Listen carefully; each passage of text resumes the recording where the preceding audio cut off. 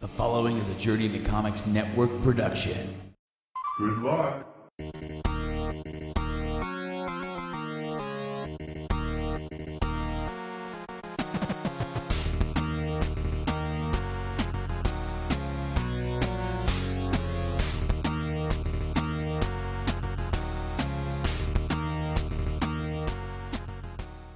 Hey everybody, welcome to the Game Addicts Podcast, the show where we talk about the modern and retro video games we play and collect. I am your host, Brando. Joining me here today, sitting in as this podcast player too, is a good friend, Sara VanLanningham. Did I say that right?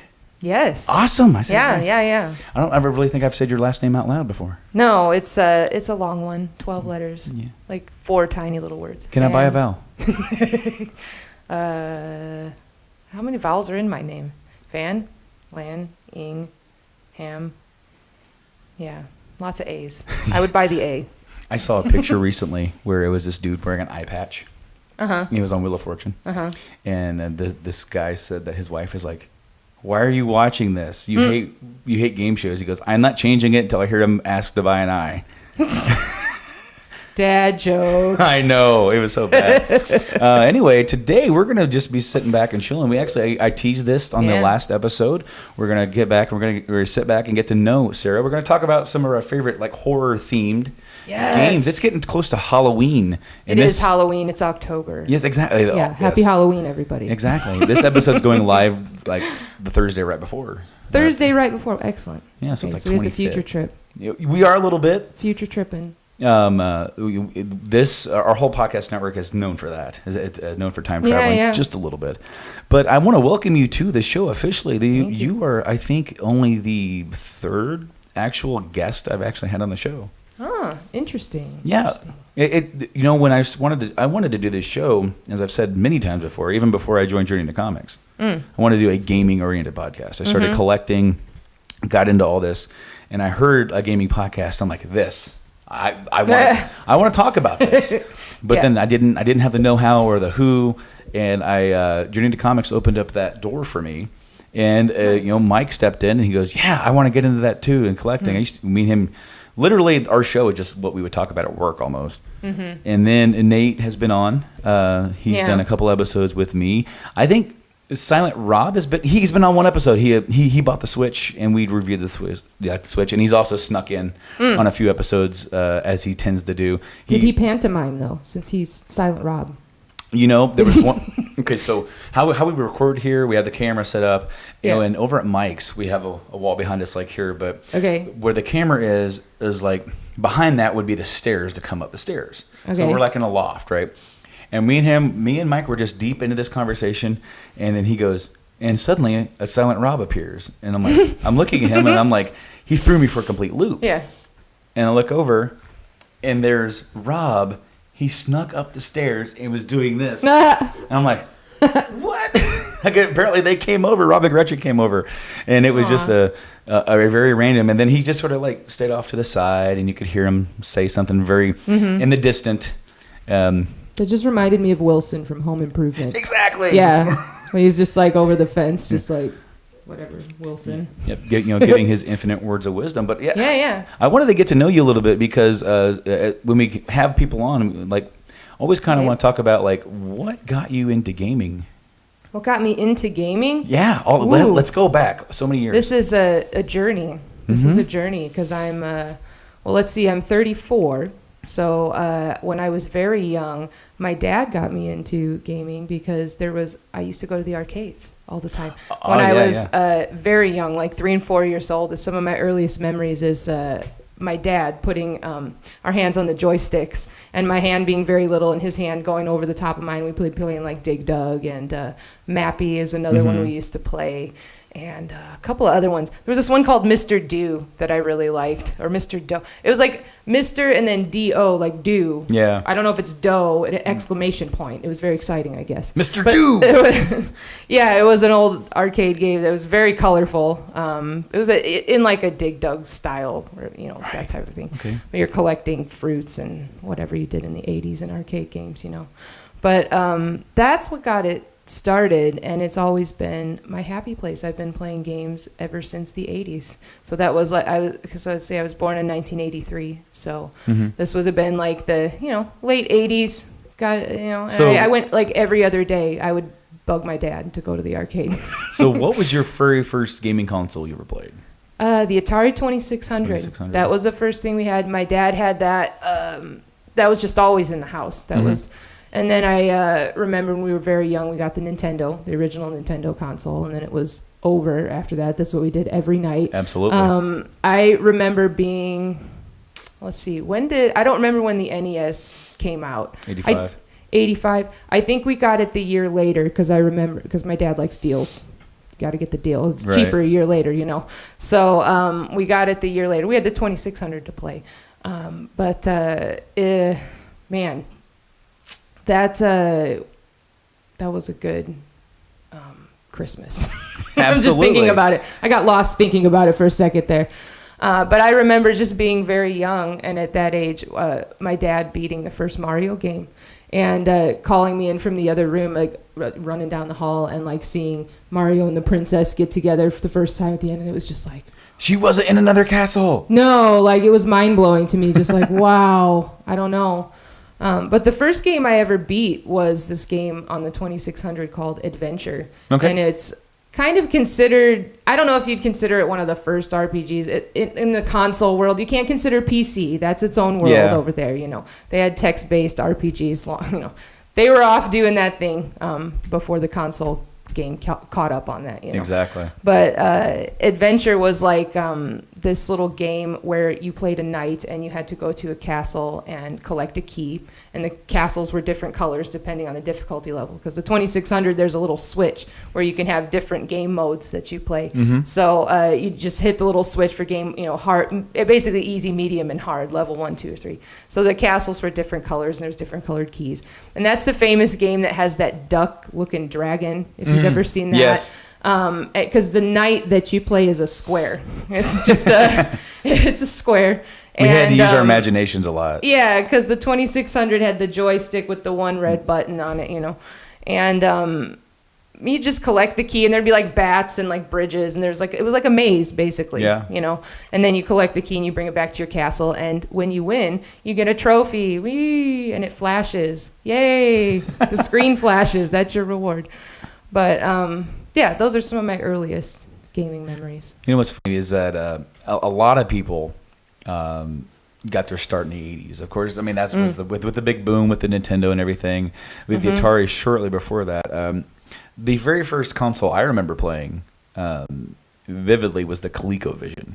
Ah, nice, with the little dials. And numbers. Yeah, the numbers and like this like. It was a very strange little gaming contraption. Yes, it was, and like almost all the games just include a scroll to the right. Yeah, that's all you did. Well, yeah, because you had a dial. I mean, it doesn't go north and south. You kind of have one way that goes. They could have been a trackball at least. Yeah, right. That was a thing back then. But I definitely remember playing that. I remember playing Smurfs, the Smurfs game for that.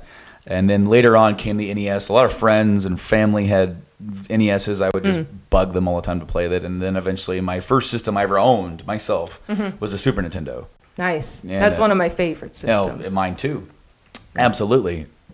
But then, of course, I mean, just thinking about like the start, I was like to start there because it's always different. Like you said, arcades. For me, we didn't really have a whole lot of arcades like when I was growing up, so I missed out on that completely. Other than when I was able to, I think in my teenage years, like a local mall had like a big arcade, and I actually got to go and experience that. I'm like, this is what they felt like 20 years ago. Obviously with much more like technically advanced games than what it was back then. Yeah, it started to turn into the casino for kids. Yeah, almost. After a while, the arcade did with the ticket games. Like we took my nephew. There's a arcade, or was an arcade at the top of Circle Center Mall in Indianapolis, and I was like a kid in a candy store. He was half having his fun, but they had the 3 or 4 linked Mario Kart ones. Where you could all four race of you could together. race together in the same race. They had all kinds of different games. They had a Deal or No Deal big game thing. Okay. Absolutely crazy. They had like this, of course, like your on rail shooters stuff. Got to play some of that, but the one that really like kind of killed me inside. Like when I think of arcade games, I think of like rushing to get the next quarter or something to keep going. With how this was set up, and the newer phase is that you get so many credits on a card, and you either swipe the card on the. It tells you how many credits it is, and then that's how you do it. So it's like, we need 100 credits. You're like, swiping your card real quick. Well, they had Street Fighter 4 in the arcade. And I'm sitting there and I'm watching it. I'm like, I remember playing Street Fighter on arcade. It was badass.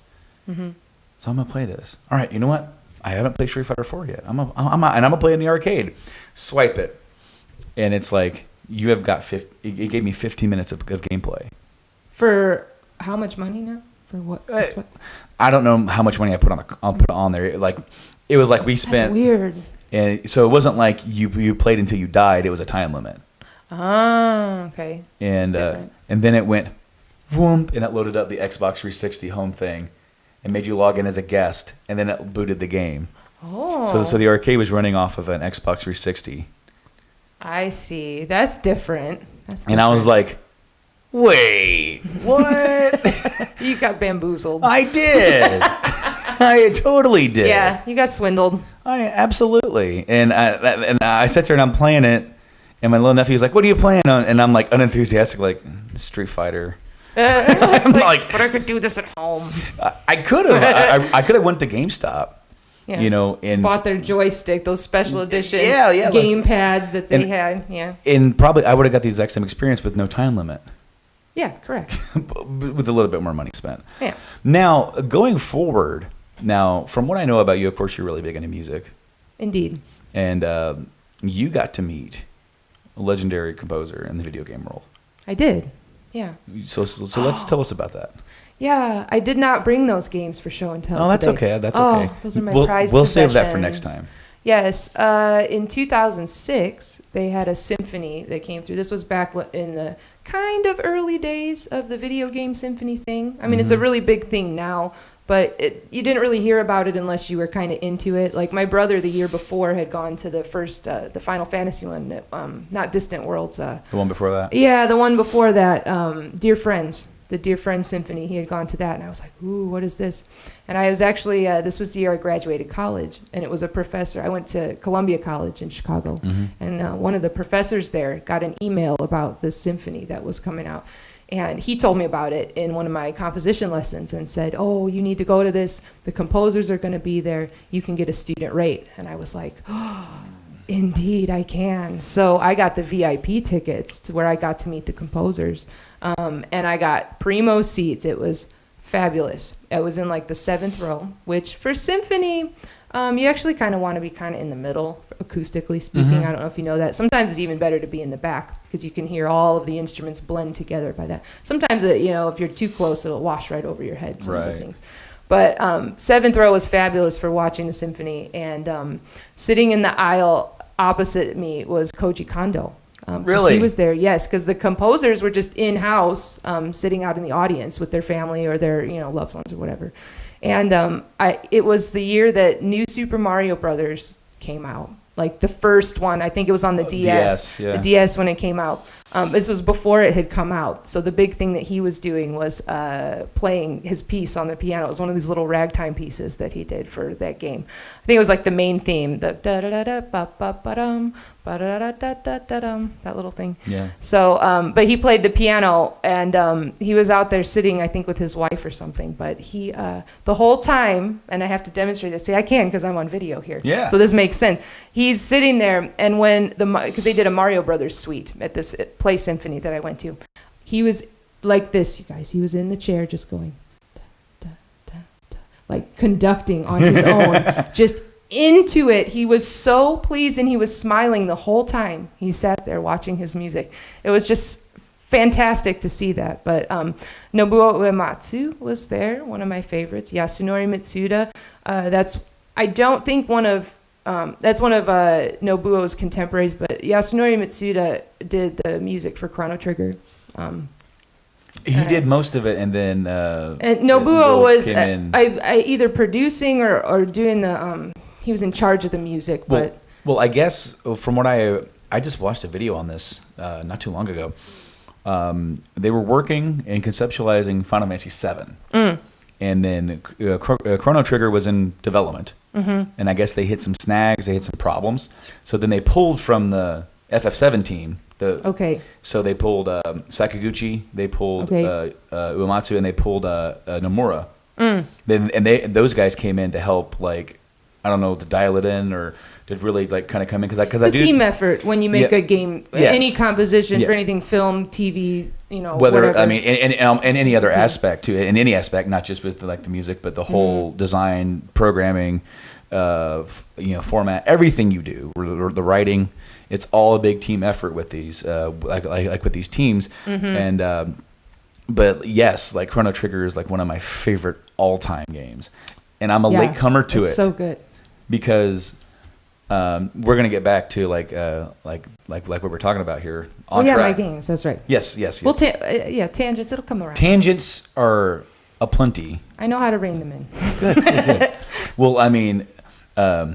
You actually like live with a dude whose life is full of tangents. Correct, I do. I do indeed. There's a lot of flying conversations. Whee! Yes. Well, anyway, I didn't experience a lot of RPGs early on. Okay. As a kid, I was into more like licensed games, things I recognized, side scroller beat 'em ups. I liked Turtles in Time a lot. That's a good one, though. You have to like that one. I love Turtles in Time. That's a great one. The RPGs, I didn't gravitate towards story heavy yet. Yeah. And it wasn't until like the PlayStation era that was a good one for RPGs. Though. It was though. I missed out on a lot of the PlayStation 1 era RPGs, but it was a good one. That's when I got into it, and then with Chrono, I got it on the PS1. I'm like, I'm going to play this. And then it was always like on like the back burner, and then it came out on DS, and that's when it was a good release. It was, and that's when I actually got it for the first time, and I completed it, and it became it's in my top 5. It's so good, right? I love the story's that game. Great. And it's so simple but yet complex. It has and the gameplay is fun. It's Yes. not like super overly frustrating. It's No. a great. I think that's a great introductory game into that like era of JRPGs. That era, or even just RPGs in general, because the turn-based style. Yeah, it's not long. It's not a long game. It's like 20 hours. No, none of them were back. I mean, cartridges had a limit after all. I mean, you could play them on into infinity if you just let the game sit there. The timer will keep going. But the games could only be like so long. Yeah, but anyway, let's go back to the games because. The Symphony. Because you got the VIP package. You got to meet. I did. I got to meet the composers. So after the symphony was over, we, you line up and they have a panel of composers, and everyone was in house. And I mean, it was, like I said, Koji Kondo, Nobuo Uematsu, Yasunori Mitsuda, and then you had, Jeremy Sewell, who did the music for World of Warcraft back then. There was, and I can't remember his name now. I can see his face right now. The guy that did the music for Halo. He just ended up leaving. It was the original Halo or whatever, Well, yeah, because he worked on Halo for like a long time, and then I think it was around the time of 5 they just finally they got rid of him or something. Yeah, I can't remember his name now. It's escaping me. And Akira Yamaoka, I believe is his name, Silent Hill composer, which brings us to our horror of course, absolutely theme pretty soon here, but he was there as well. He played his electric guitar over the symphony because he's a rock star. Yeah. He's those soundtracks, a little bit industrial. I have all of them. By the way. Really? I do. I love to collect game soundtracks. That's another thing. Maybe that's another podcast in the making. At some point, we can do a game music, a little retrospective. I don't know. Yeah, I got lots I could talk about on that. Absolutely. I mean, music and gaming to me is something, especially when you get into the RPGs. It's a huge part of it. it's almost a character in itself too. Yeah, absolutely. I mean, those games, think about the Final Fantasy series without the contribution of the music. Think about Final Fantasy VI in particular without the contribution of music. You played Final Fantasy VI? Absolutely. Like the opera scene. Yes. The whole opera house. Yes. I mean, you can't play that game through it without the music. Yes. It's totally integrated into the whole experience. And that was a huge part of shaping me as a composer and a musician, was I used to sit and let my game soundtracks just play. Like in certain parts of the game, I would just let it sit there and I would eat a bowl of cereal, and just like listen to the music in the games when I was a kid. It also, it lends a good mood setting too, because whether you're talking about FF6 and the World of Balance and then the World of Ruin, like the music will help you establish the difference in tone. Right, and that's a lot of times what music is there for when it comes. I mean, whether you're scoring a film or you're scoring a video game or you're making a commercial, even. I mean, music is all about setting the tone. Exactly. And when it's those types of things. So it can make a break or game. It really could. Yes. And sometimes it does make a game. So, I mean, like, not to bring up terrible games, but that the newest Paper Mario game that came out. Was that Color Splash? Oh, I suffered through that whole game, you guys. I played the whole wretched thing. Did you play that one? I have it, and I haven't started it Did you play yet. Sticker Star? Yes. Then you've played Color Splash. Oh, no. It's literally the same exact freaking game that they just put a paint mechanic. So you're painting cards. It's a card-based system, right? And it like shuffles it. So you're on this you're on the touch thing, because we have the Wii U. I don't have a Switch yet. But but the same idea. You've got the touch screen, and they've got this deck of cards that you just. So you're in the middle of this battle that's timed, mind you. They can steal from you. They can steal these cards from you, and you have to go and like this, like you're just scrolling through all of this stuff, and it was just so clunky and so but the music was on point. They did like live recordings for the score. Really? And it's like some of it's like big band and some of it is adorable. Like it's ridiculous, and I'm like, I'm gonna suffer through this game, and I did. I suffered through every minute of it.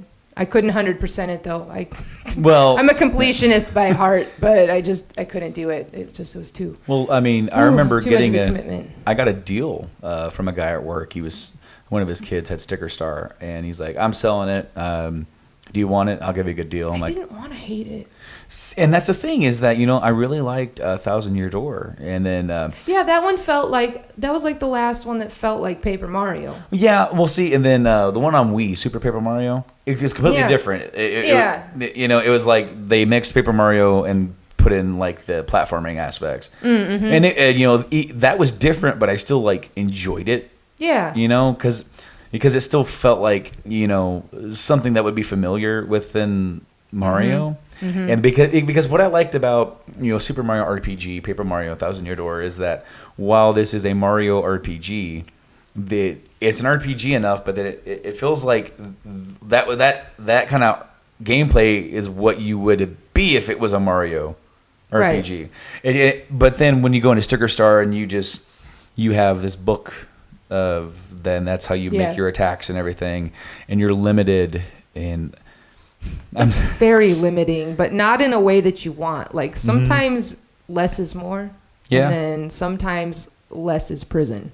You're like in prison in this game. I don't know. We should talk about better games.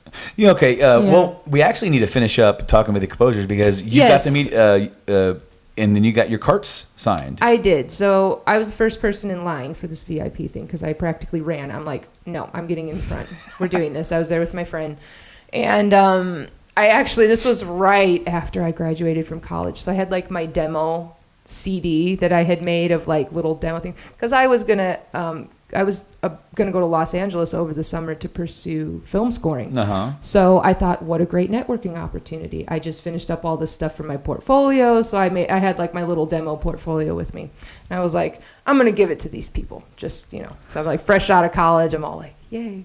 So I'm standing in line. And let me tell you that Koji Kondo and Nobuo Uematsu are like the nicest, most gracious people. Like, I handed them, like, Koji Kondo didn't speak English, like, at all, hardly at all. I mean, he knew, like, yes and no and stuff, but they had translators there that were helping out with the meet and greet. And when I was handing them my music, they would, like, bow, like, they would, do the little, like, thank you bow and stuff. Like, they were super appreciative that I was giving them something, But it was... I brought with me to get signed my gold Zelda cartridge from when I was a kid, because Zelda was huge in my house. That's a whole other podcast altogether as well. I could talk about Zelda the entire time. But my gold Zelda cartridge, I had Koji Kondo sign it, and I had my Chrono Trigger cartridge that I had Yasunori Mitsuda sign, who he signed with a sword, by the way. It's like a sword drawn in Sharpie with like some the symbols or whatever. Yeah. And then I got my Final Fantasy 3, Final Fantasy 6 Super Nintendo cartridge signed by Nobuo, which was pretty rad. So, yeah. And I also had a poster that I got signed by all the composers, like the Play Symphony poster, that got destroyed in a flood shortly after that. It was floating on top of the water I lost a lot of things in that flood, record collections and comic books and all kinds of stuff, but... Sad. Yeah, well, to the wind. I've replaced a lot of it. But anyways, so that's I got my game cartridges signed and met lots of good composers. That's awesome. And, I mean, they were super gracious. Those are kind of things that like they're technically like they're completely irreplaceable. Oh, absolutely. There's no price on that. Yeah, and my friend made sure before, he's like, oh, I'm going to go. And he went out and bought like a shiny brand new Zelda cartridge, that was like pristine looking and all this stuff. Mine's like all like beat up on the corners and like, but it's mine. Exactly. That's the one that I had that I beat up when I was a kid, or me and my brother and stuff. We used to play. Well, because the gold kind of. It would flake off on the edges and stuff because you'd use it so much. I mean, it still's got my game saves on it, provided this is not wood. I was going to knock on it, provided that the battery actually still works in the cartridge, Which is cool because you can actually replace them. Right. Well, you can't replace the game saves once. No. You do that, but especially if you go through and you, like you said, you're 100%er and you did the new game or like the alternate. Yes, that was a thing in our house with Zelda, playing the second quest. My dad still plays Zelda to this day. Like we've got the Nintendo like set up for him, and sometimes he'll play through the second quest. Like he knows the whole thing. It's crazy. Have you ever tried the second quest on it's insane. Yes. Like it's pretty difficult if you don't know what you're doing. I mean, beating the original quest was tough enough. Yeah. It's like a warm fuzzy blanket. I remember that map that came with it. Like me and my brother just wore it out. It just fell to pieces. Like after a while, it was just in 6 because it was folded up. So all of it just falls apart. Now, like this is something that's pretty interesting about the first Legend of Zelda because the initial print runs for the games, both 1 and 2, were the gold cartridges, and they sold really well. Yeah. But then in the early 90s, they reprinted them as like a player's choice or Nintendo's. I think it was like Nintendo's Best. It had like the seal or it had that. I remember they were black usually with like the gold sort of seal. But the cartridges are gray. Yeah. So like, and what's funny is that a lot of people like who are into the hobby or anything like that, they like, oh, I got the gold one, so it's got to be worth more. It's like actually no, that's the more common one. Right. Like. I don't know. I don't think I've ever seen the gray one. I've just like heard about it. I've seen them. Obviously, being very active and trying to go and collect. I've seen them, and they look like so weird to me. Yeah, I'm picturing it now, and it's just like, Well, because like obviously the gold with that it makes that game stand out even more so even before you put it in. It puts it up here. Wow, this is gold. This has got to be good. Yeah, and that's I'm sure that was part of the marketing behind it. That's that pops off the shelf, for sure. Yeah. So I said that Chrono Trigger is one of my favorite games of all time. Yes. Yeah. And a few years ago, and I've actually seen your signed copy of Chrono. A few years ago, I went to a store just down south from here, and I'd never been in there. But I was expecting the prices to be higher. It's a smaller time shop, and I'm okay with that because I want to help support local people. Too often do you have bigger chain stores Like GameStop now sells retro stuff. What? Online. Yeah. Do they? Yes. GameStop. I know. You know me and my bittersweet relationship. Yeah, with GameStop. that's a whole podcast in itself, and I want to talk about that because long story short, too long didn't read. I used to be an assistant manager at GameStop. There's another guy that I'm friends with, one of my wife's friends. Her husband he wants to write a book about his experience working at GameStop. Yeah, we shouldn't even go down that road. That's a teaser. I'm going to rein that in. That's a teaser for next time because that's a whole episode about that. But anyway, you can actually go into or send them in like retro games into GameStop. Okay. And they'll give you money, and then they will go get QA'd. They'll get quality assurance. They'll send them off, and then they put them on the online store, and then they're marketed as kind of where the average market price is for that. I've looked at it, and it's like the prices and on some of them are right where they should be, but then it's like I don't want to order. I want to see what the quality of this is going to be, because when you're buying old stuff and you're buying a retro, you could have some label damage. You could have some discoloration, and I feel like as a collector that should be up to me to make that decision when I see it. Yeah, and when GameStop approaches it like they would any used game. They're not approaching it as it's a collector's item Or a piece of art. So like the whole label thing, the thing with the boxes. I mean, they used to just destroy the boxes. That's a thing. All the DS and the DS era, where you would bring in a DS game. Yeah, and if it was pristine in the box, that's right. They'd chuck it right in the bin, and then they'd stick their horrible little sticker on the back and put it in the pile with the rest of the Game Boy Advance games or DS, whatever the little ones. They just recently, a few years ago, stopped doing that, and that's good because you couldn't even shop. Like people had to have you had to help people shop through those games when they had them in the cases. And I stuff bought a few that. from there, and I heavily regretted it. Chrono Trigger was one of those when I got that on DS, the FF4 remake. Oh, that was a good remake. It was. That was really good. Hard. Yes. That game was grindy. Mike was complaining about that just a few episodes ago. Final Fantasy IV remake on DS. He goes, because I totally told him, like, you need to get this. This is like he played it but he never beat it. Back in the day. So he's like, I'm like, you take that and now like it's gonna be like a whole new experience for you. You'll get to experience it in like a much more higher advanced technology, if you will. Yeah. A new presentation, and then he goes, "This game's awesome. I should not have to grind this much to beat the first boss." It did. They definitely, the difficulty level was a little bit more. I mean, I guess maybe I didn't notice it as much as other people because I still worked at GameStop when that game came out. And people were complaining about that, about the curve. You know, they didn't want to have to put in that kind of time.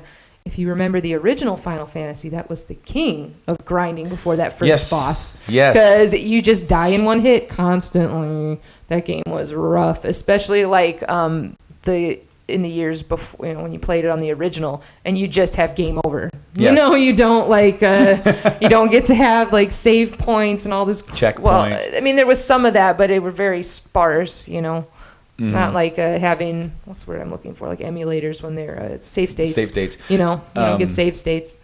So I went down to that one store, that local mom and pop store. First time, walked around, looked at a lot of stuff. And I think I had like $50 to spend that day or whatever. And they had a copy. I was looking for God of War 2, and they had it. $4 more than what I wanted to pay for it. Okay. But I still said, here, I'm going to buy from this guy. And basically I'm dipping my toe in the water to see how this guy does business, Right. I look over there, and I see a boxed Chrono Trigger. And I'm like, on Super Nintendo, I'm like... And I look at my wife, Caitlin. I'm like, we need to get out of here. Yeah. Right now. Yeah. She goes, why? I'm like, oh, you need to get out of here. So I walk up there. I give him the game. He goes, oh, cool. Yeah, okay, I'll get this for you. He opens it up and looks at the back of the disc. He goes, oh, man, I'm sorry. This is really scratched. He goes, I've been really swamped lately. I've been having some local kids help me. This shouldn't have made it out before it got buffered. He goes, I'll tell you what, I'll buffer it, and I'll give it to you for free. Have any problems, bring it back. Which game now for free? God of War 2. Oh. Not Chrono. I was not like, Chrono. Well, Chrono Trigger wouldn't be a disc anyways, unless you're playing Chrono Cross. Chrono Cross or the PS1 port. Or the PS1 port. But no, this was just God of War, and I'm like, he's like, he goes, if you have any problems, just call this number. In fact, he goes, yeah, just call me because sometimes my hours fluctuate. Call me before you come down. That way you don't make a trip down here and I'm not here. I'm like, dude, you're not like, what you want. Number one, that's not what the wife wants, no, or what my wallet wants. But that's what, as far as I'm like, dude, I'm like, this guy's like really trying to make me like a good customer. He's trying to expand. He's trying to like get people and like-minded like collectors because he talked to me a little bit when I was walking around, and when he asked me if he could help me find anything, I kind of told him, and he appreciated it. And because he too is a collector of some sorts, as well as owning a store. So we get back to the car, and she goes, "Why did we have to leave?" I'm like, "They had Chrono Trigger in the box." She goes, "Why didn't you ask him how much it was?" Because I'm not going down that road today. Yeah. I cannot. Because you know how much it's going to be. I know how much it's going to be, and I know. That's for when you garner trust with somebody, and you say, "I got this thing. Can I trade you this and this money?" And then you make so. I sat on that for like a month. Sitting there rocking one day, Every once in a while, it would just kind of come back in my mind. I'm like, I want that. Because as I said, I never got the opportunity to play the original copy. Yeah. I played the DS copy, which is fine. Great. For anybody who doesn't want to spend the $100 to on the loose cart, that's how much it's going for nowadays. You get the DS copy. Yeah. And you can play it on your 3DS. You'll spend $20, and it's it's good. Every bit worth it's a your good penny. Remake. Yeah, absolutely. It's good. I wonder how much my signed cartridge would be worth. I never knew. I've never seen one that's been signed by the composer. Again, I would have a hard time placing value on that because you have the value of like the loose card, and that's about $100. And if I needed proof, I could look up my tickets to the symphony, my receipt stubs or ticket stubs or whatever. And see, like I can't put a price on that because that's yours and that's your memories and that's your feeling when you play that game and you hear that music and you. Yeah. Oh, I wouldn't sell it. It's just it's curious to me. I've looked at over the years. I've looked every now and again to see because there was lots of people that went to the meet and greets and they've done meet and greets since then. But I don't know how much those other composers. I know Nobuo gets out and goes to he's in the States more frequently, but I don't hear about Koji Kondo coming to the States very often. Or any of the other guys. I don't know. You don't hear about it, but. So I was talking to Caitlin one day, and I said, I looked up how much that game is worth. Yeah. Complete in box. It's almost $300. Sounds about right. Yeah. And like, knowing him, it's going to be that. Right, collector's price. He gave me a game for free. That's cool. It works 100%. I had no problems with it. Take it and run. So I'm like, I want the game. I want to help this guy out. I'm going to buy it for my birthday. She's like, okay. I'm like, but I want to go, and I want to look at the quality of it. The box is a little beat up, and that's okay to me. Shelfware, even back in the day, they might be a little beat up. Exactly. But if I'm paying $300 for a game, I want the cart to be in good condition. Right. Because this isn't my original cart. Like for example, I have like Star Fox. I have some games from when I was a kid that my mom wrote my name on. Oh yeah. And so that you'd take them to your friend's house and you wouldn't get them left there. Or like we had like a little trading ring where we would let people borrow games. Oh okay. And here, let me borrow Turtles in Time. And okay, here's Star Fox. Or here's whatever. So I don't think I've ever erased that because it's like I can't. That's mine. Right. Like no one. I'm not selling it. This is my copy of Star Fox. So I'm like I want to see what's in there. I want to see if it is complete, and I want to see. If I'm paying $300 for it, what I'm getting before I make the absolute decision to buy this game. And she goes, well, I can go. She goes, I can run down tomorrow and I'll ask and I'll look at it. I'm like, cool. And then like an hour later, you know what? Don't. What? I told her, I'm like, don't. I'm like, look, it's like I trust you, but I would rather make that decision myself. Right, you have to. And I'm like, I don't want there to be any issue where, you buy something and it's like, I'm not saying that you would buy it in bad condition, or I don't want him to try and take advantage of you in any sort of situation. Well, you have to really kind of know what to look for when you're buying something like that. You know, you don't want to just, trust the person that's selling it to you. She went. Flat out. Yeah. She went without my consent. Okay. I woke up that next day. I was still on nights, so I think I woke up like early afternoon, and she bought it for me. Oh, was it all you hoped it to be? Yes. Excellent. How was the condition of the cartridge? Immaculate. It's fantastic. And as well as the posters. Was the price immaculate? Incredibly. Go on. $80. No. Yeah. For this. $80 for the whole thing. Okay.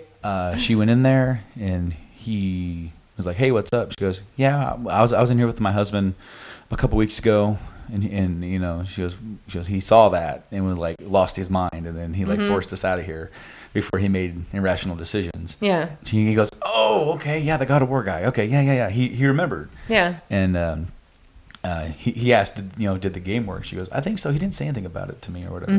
She goes, "I think it worked fine." She goes, "But he really wants this." And he took it out. He goes, "It's got everything in it. It's in pretty good condition. The manual's like a it's a little rough in some spots. It's not perfect, as is the box isn't perfect. But he goes, "Yeah, the cart's in good condition. The posters are there." And he's like, "Posters, good God." Yeah, it's got the original posters.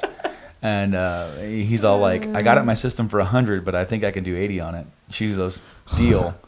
Because I told her how much it's going for on eBay. Okay. And she's like running out to the car. Yeah. And I'm like holding her precious for real. So she told me that, and I open it up and I take everything out. It didn't have the original white cardboard cartridge holder. Oh yeah, to insert it. Yeah, the insert. It didn't have that anymore.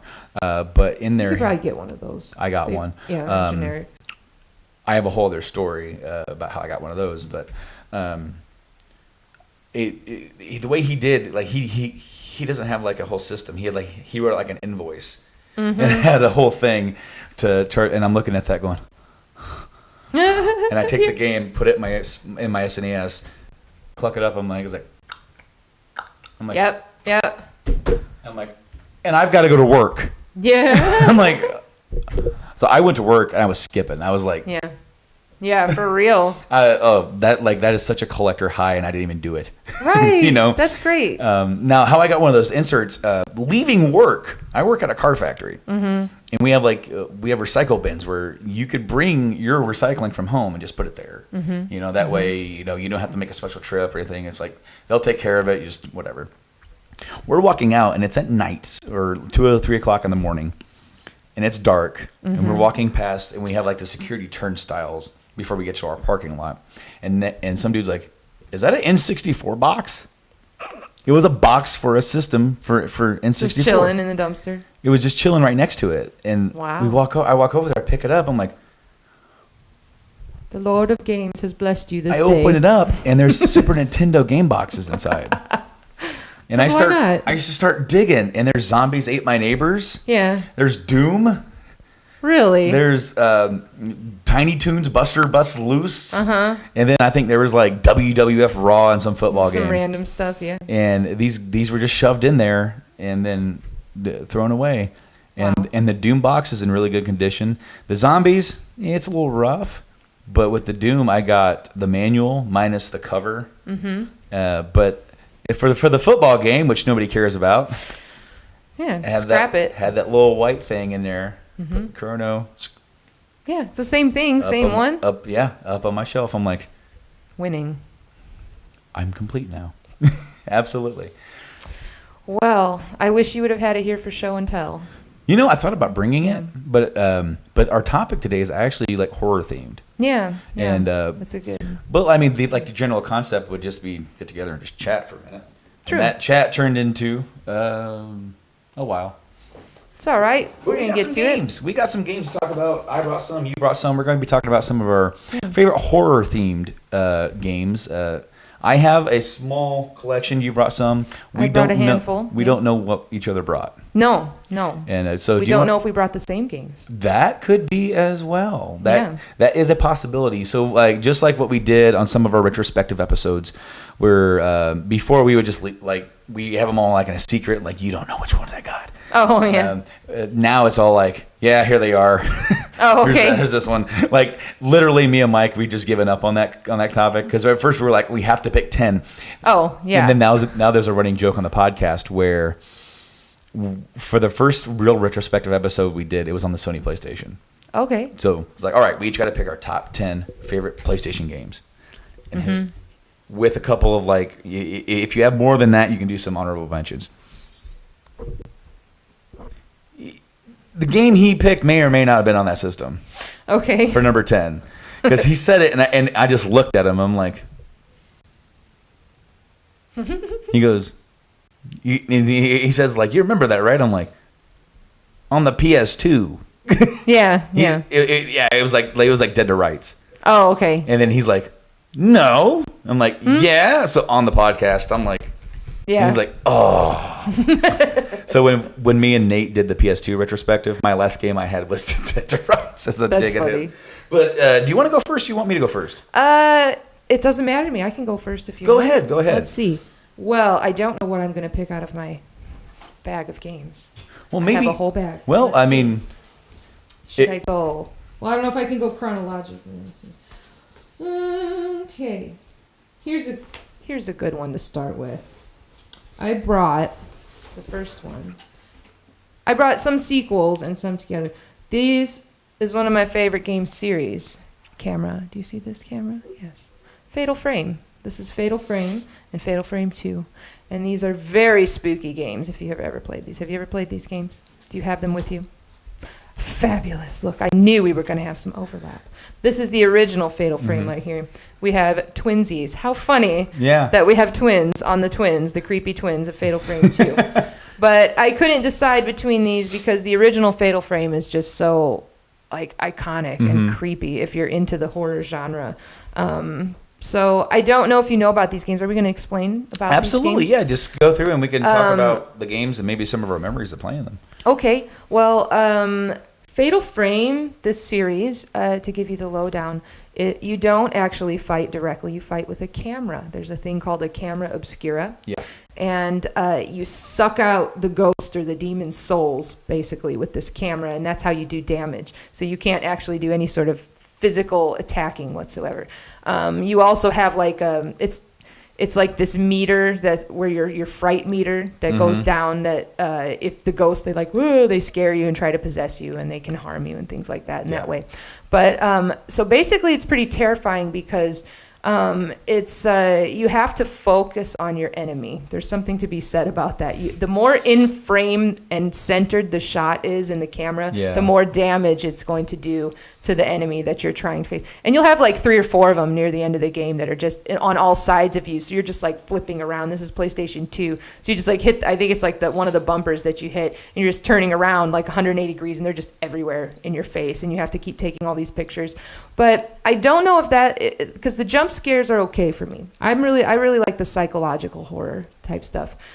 The puzzles that you have to do in these games with these cameras can be particularly horrifying, some of them.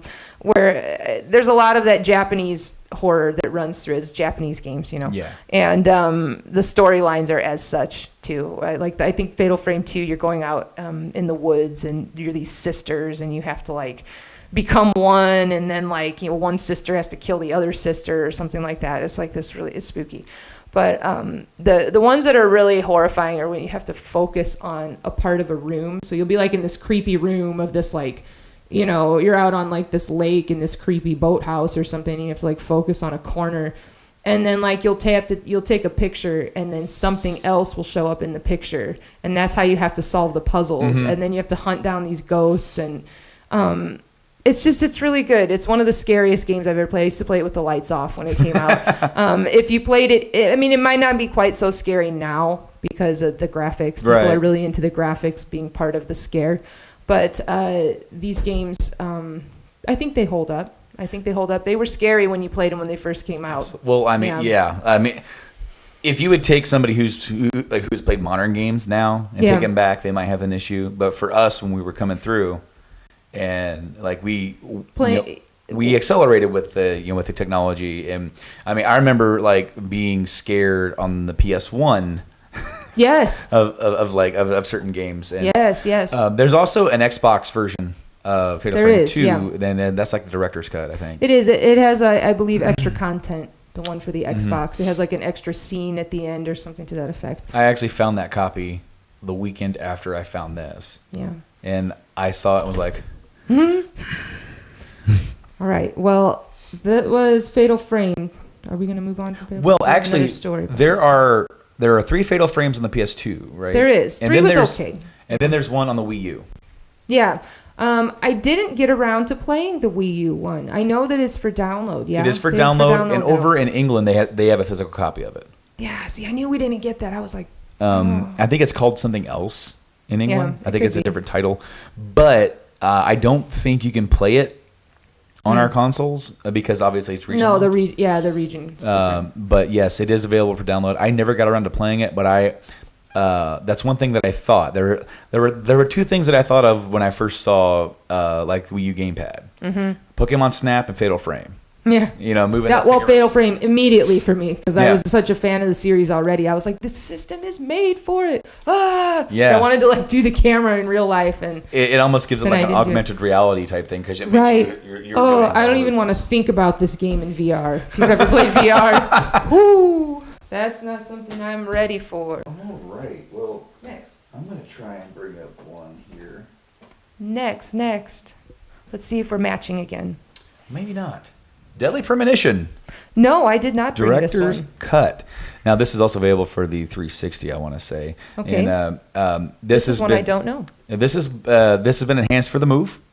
So that's why I don't know it. I haven't played with the Move. You don't need the Move to play this game. Okay. This game is pretty much Twin Peaks. It's very and Twin I haven't Peaksy. played it. Oh, did you watch Twin Peaks? I haven't watched the newer one. I haven't watched the newer one either, but I'm a huge fan of the original series. But very, Go on. It's very, very like Twin Peaksy. Nice. Just like weird and... Yes, weird for weird's sake sometimes, Okay, I like that. It's very, very different. As I said, this came out also for the 360. And this game isn't necessarily more difficult. Oh, I got my... Typical me. Hey. Got my receipt. You have to with GameStop. You have to. Well, this is actually disc replay. Also with definitely with disc replay. I always keep them, and sometimes it's an adventure. Like, what all did I spend this time? Yeah, it would be fun later on. We have a full color manual. Yeah. Oh, I guess I didn't unbox my games, did I? Nah, you don't have to. Okay. You don't have to. But this game, it's not necessarily, especially since it's a PS3 era game, this isn't going to win any awards for being like the most innovative or anything like that. Mm-hmm. But it's atmosphere. Okay. It's a lot like what you were saying as far as like the atmosphere type thing, and it's got a little bit of like the adventure thing going on. Not quite, maybe up to the polish of like an Alan Wake. Okay. Or anything like that. Yeah. But definitely worth looking into. It's definitely it's like a hidden gem, so to speak. And cool. 3D compatible. So 3D, there were a series of games on the PS3, and they might have been on the 360, where if you had like those cheap kind of like blue and red 3D glasses, mm-hmm. you can play it in 3D. Ah, gotcha. So they're not like the big high-end like 3D television titles. I want to say one of the Batman games is like that too. Gotcha. But interesting game. Cool. Just something that this was a game that I was on the hunt for a while. Specifically, I wanted it on the PS3 because I think PS3 got the director's cut in the 360 just as a normal. Mm-hmm. Don't quote me on that, but I'm not sure. Okay, I guess next. Let's see. Well, okay, So this is a game not similar to Fatal Frame, but the meter reminded me of it. I have brought Eternal Darkness. Have you brought this one as well? Oh, it's such a good one. See, See, when there's doubles, that's how you know it's a good game, you guys. Look at this. Exactly. Twinsies again, Eternal Darkness. Now, have you actually played this game? Yes. Ugh. Did you get stuck at any point and have to restart this game? This game is something else. It's weird, right? It is one of the more weird games. I never owned it back in the day. Okay. But I rented it. Yeah. Because I got my cube, and it didn't have a lot of games for it. Mm-hmm. And I saw this, and I'm looking at it, and I'm like, is this kind of like Resident Evil? Yeah, it's not really though, because the sanity meter is a totally different game. Right, but like what I was talking about was like the look of like the tank controls and everything. Yeah, that kind of brings me to that mechanic. Yeah, but this game it was definitely something else. It was scary back in the day because it messed with your TV. They had a sanity meter in this game. That if you, when the enemies would try to attack you and things, they would drain your sanity. And when your sanity started to get drained, things would happen like you would get one hit KO'd and get a game over, but it wasn't really a game over. It's a fake game over. Yeah. They would pretend, or it would say all of a sudden you'd be walking and then like an error message would come up and say that your save file had been deleted. But it was like the actual message. Like it was not like, a fake one. Like they used like the actual screen that usually would happen if you were going to have something like that happen. Exactly. They would mess with the volume controls, and I'm doing the quotations for the radio. The volume controls on your TV, so it would like mess with the picture quality, or I don't know if it messed with picture quality, but it would mess with it would turn the volume up and down like on your TV, and it would I don't know, it was a variety of things like that it would mess with you in quote-unquote real life. Well, because it tried to bring you in. Yes, it was an early way of trying to suck you into the gameplay, yeah. Now, interesting, you actually have an extra sticker, or an extra... I do, that is interesting. And... I'm not sure why. Okay. Some of the versions of games you'll find in North America have English and French. Mm-hmm. And so, so your copy might have been produced to also have been released in Canada. Yeah, it looks like it. Hence the it's got some extra Canadian. Well, on the back, it also has some extra dialogue or extra lines. Where it's all French. It does. I see that here. Yeah. Now, interesting. Like that kind of like gameplay integration is something that for like people who played Metal Gear. Like that reminded me of that, but take it to like another level. Because so you're playing Metal Gear and you're playing and you're fighting the boss, or no, it's actually even before you get to the boss. He's all like, the dude's reading your memory card and he's like, you like Castlevania, don't you? And you're like, what? And then he's making your controller rumble. Yeah. And then when you're fighting him, you have to switch the character slot to slot 2. Yeah, because he can predict your input if it's in slot 1, and if you're on the cube version of that game, you have to go through all 4 of those damn things. Yeah. But this is only available on the cube, as far as I'm aware. You can play. You can play it on the Wii. On the very first models of the Wii have GameCube built into them. Yes, you can put it in the front just as you would a normal size disc. Not a lot of people knew that about the original Wii. And then it has like the controllers and memory card slots on top. They took those out eventually. Yeah, they did. But I think it'd be really cool to see this get like a remaster or I would like to see them fix what was clunky about it, because the sanity meter, you could get yourself caught in a loop because there was like a time element in this game where you were going back and forth to like these different periods in history, these weird things, and then you'd be back in like this main mansion and stuff going back and forth, and you could get stuck places where you literally the game would trap you and you had no choice but to either start wherever your last save point was, or in some cases literally start the game over. Like you'd have to just start all over again. It was a little clunky in that way. Some of the controls, as in the horror genre, horror survival in particular, are clunky. But I would love to see it. They do that on purpose. Some of the games, when you listen to interviews with some people, they say that they did. Sometimes, Resident Evil in particular, they say, "Oh, well, that's part of it, just to add to like this dreamlike experience." Tension. Like when you have dreams where you are trying to like run and you can't really run, that kind of thing. But no, I'd just like to have controls that feel good. And next up, Resident Evil. That's a good segue. Absolutely. Like you made my job easier. So this is my my copy, my original. That's not my original one I owned. My original big box copy that I tracked down because this actually I didn't start with Resident Evil 1. I didn't either. I actually played Resident Evil 4. That was the first one that I played. Yeah, I really enjoyed that one. Mine was 2 because when I got my PlayStation in the fall of '98, it came with a demo disc, and 2 had just come out, so it had a video for it. Okay. So about maybe a few weeks later, I got to go rent my first PS1 game, and it was Resident Evil 2, and it scared the crap out of me. Yeah, that was one. Was that one Nemesis? No, that one was the one with the Resident Evil 2 was the one with like the lickers. Oh, like when you first see them, they're crawling on the ceiling. Yeah.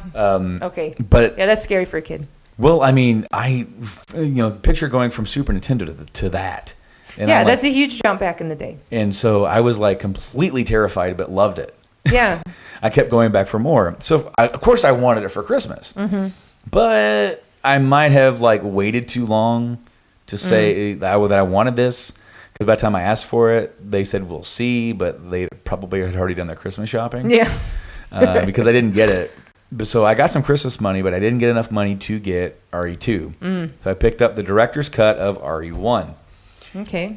And while RE1 is not the best entry in the series... It's rough, man. Those old 3D controls. I love this game to death. This game makes me laugh so hard. The voice acting in this game, like, it's bad. This is like D-level movie, like levels it's pretty bad of quality here, and I absolutely love it. It's almost the charm of it. Oh yeah, it's super campy. Yeah. But this copy I picked up locally. It's a little like rough around the edges, but it still has the little styrofoam insert. And one of my favorite things about it is behind the disc is like the lab underneath. Yeah, there's like broken window and blood and a spooky scene. So like That's cool. the old PS1 games used to come in the big box. And, I remember.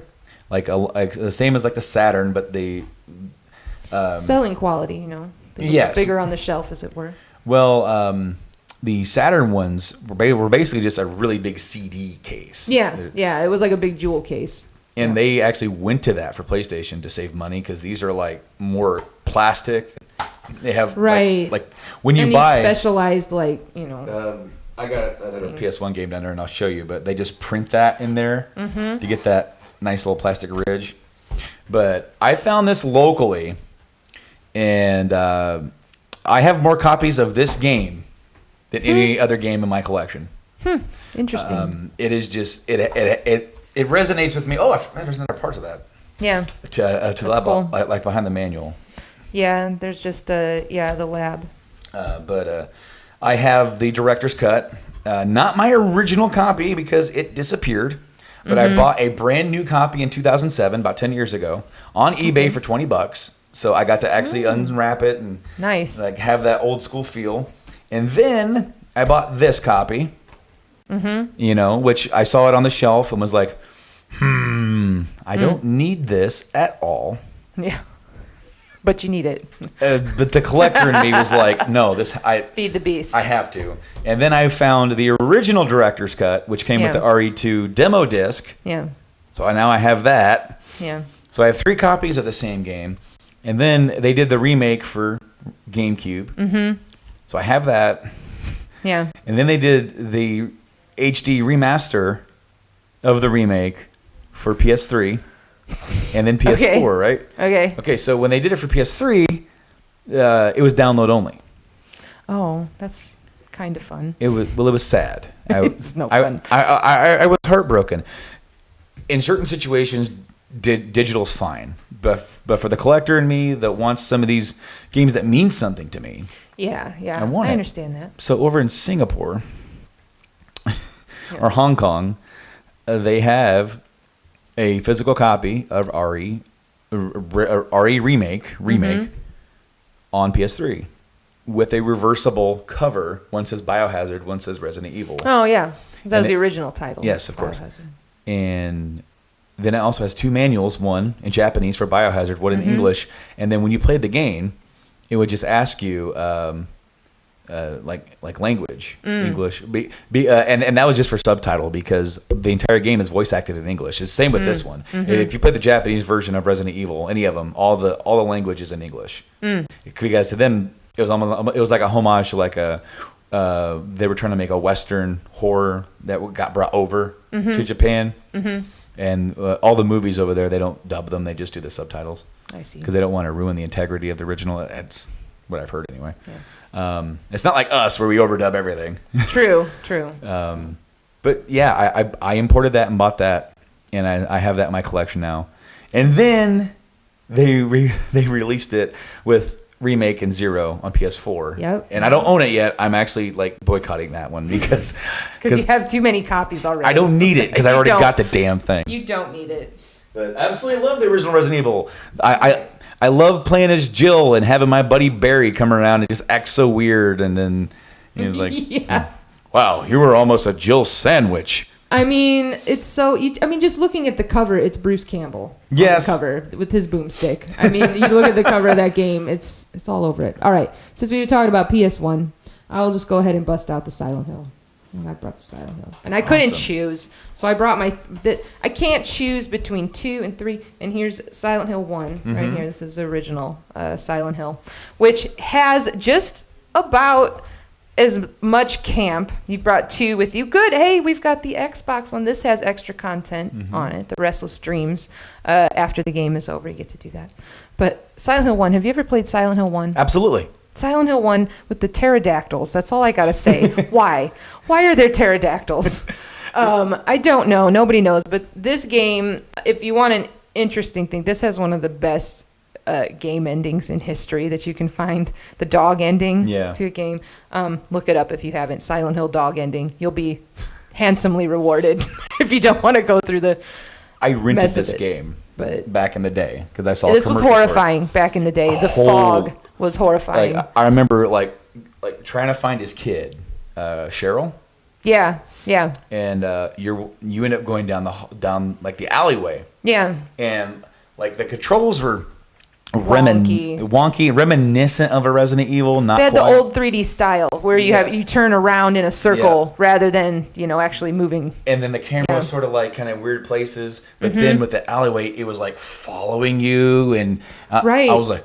And the fog, they did such a good job back in the day. That was a hard thing to put in a video game. Water and fog and anything like that. And that was like a character in itself in the original Silent Hill was that fog. That was and then the ambiance of you walking through the fog, all the music. Yeah. And then you go into the alleyway and then the siren hits. And it goes dark, and that scared the shit out of me. Yeah. Oh, so good. And Silent Hill 2, same.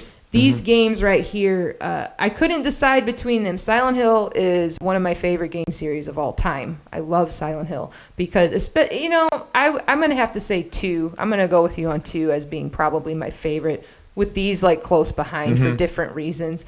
But the story in 2, if you're a fan of psychological horror, you have to play this game. If you're you have to play it, and you need to read about what all of the enemies mean, because the movie screwed everything up. Yeah. I mean, the movie, if you just watch it as a movie, it's like, okay, this is whatever, it's a horror movie, fine, and it looks cool.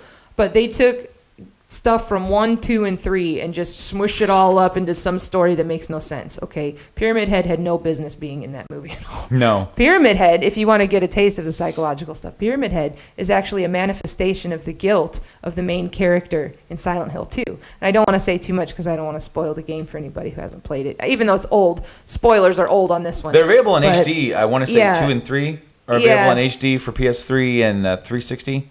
I want to say that you can find them for download. I don't quote me on that. I know they're in physical copy. I've danced around getting them. You can get the original Silent Hill on the PS1 Classics on PS3. I know you can get that one. And on the Vita.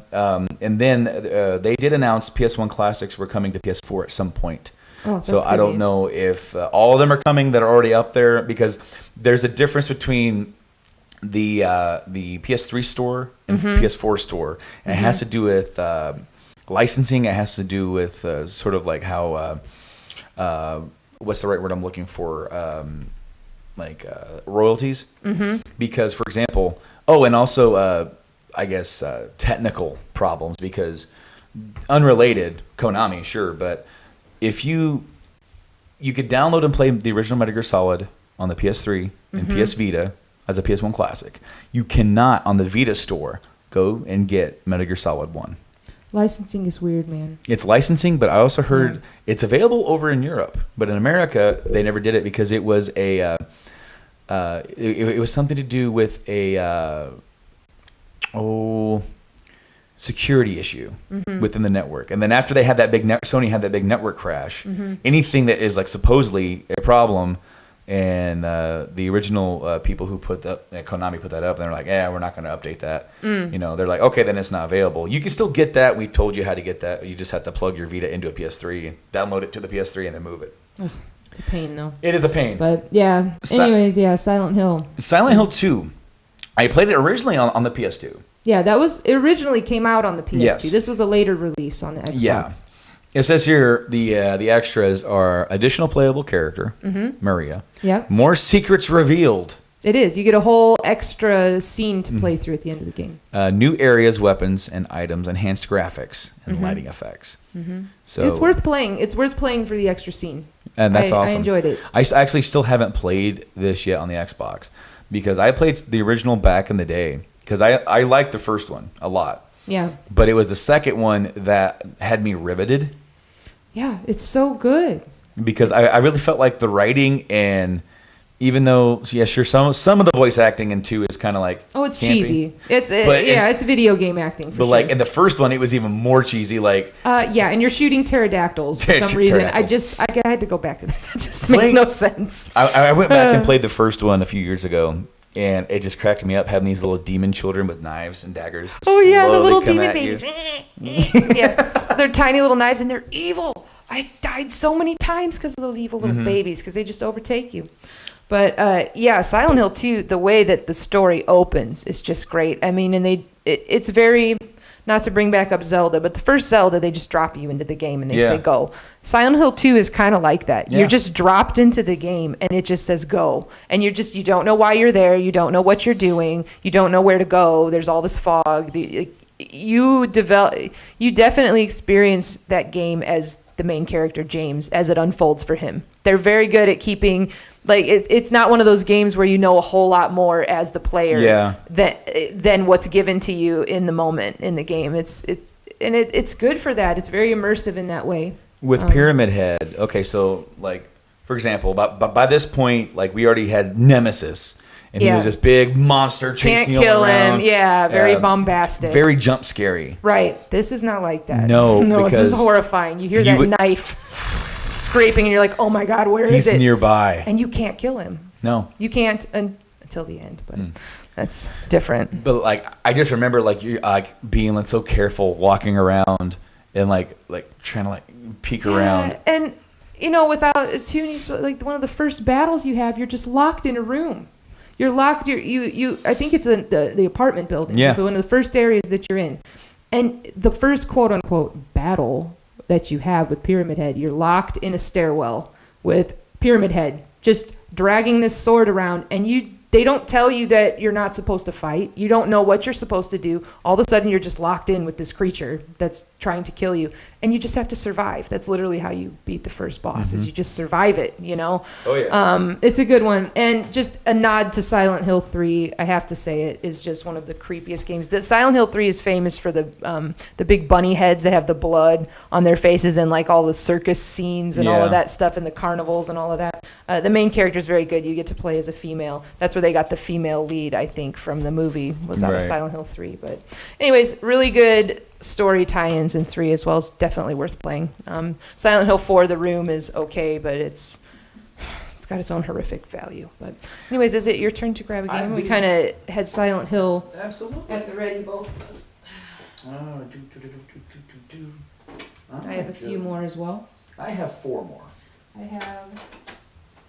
I have a handful more that we can go through in a timely fashion. Yeah, sure. Because these next 2 that I have, I don't have a whole lot to say, but I just wanted to point them out. Devil May Cry. Interesting choice for horror. Yeah, that works. not so much a horror as it is ambiance. Yeah. Gothic, if you will. It is very gothic, yes. It fits in with Halloween.